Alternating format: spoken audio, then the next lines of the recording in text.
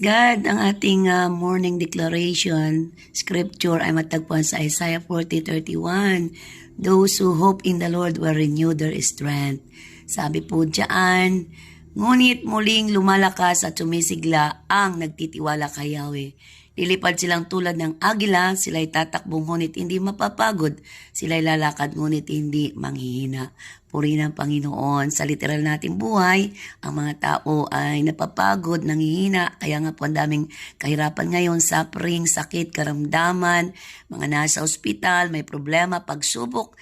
Literal na buhay ng tao nanghihina at nangangailangan ng pahinga, ng tulog. Subalit spiritually, sinasabi po diyan sa kanyang salita ng Diyos ang mga tao na kay Yahweh, kay God magtitiwala o aasa ng buong puso ay hindi mapapahiya. Katulad po ng agila na kapag bumabagyo, sila po yung mga challenges ng buhay, bumabagyo ay lalo po silang lumalakas, yung kanilang pakpak ay kinakampay.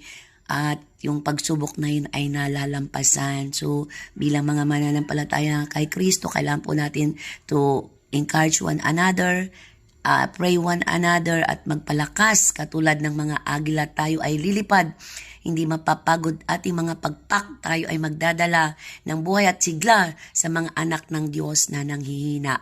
Kaya po napakahalaga na we need to pray one another. Ano po sa panahong ito na nakikita na po natin ang mga chaos at mga kakaibang bagay sa paligid na tanda ng pagbabalik ng Diyos. Kaya po sa ganitong mga problema at pagsubok, tandaan po natin, ipagkatiwala mo sa Panginoon ang mga dalahin natin at hindi tayo pababayaan.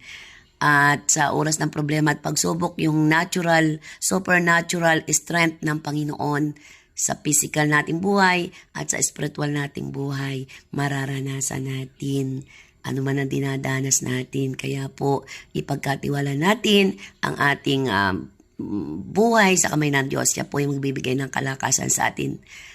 Siya po yung malalabay na pakpak na kakalinga sa mga taong nagtitiwala sa Kanya. Ipanalangin po natin ang mga nangangailangan ng panalangin.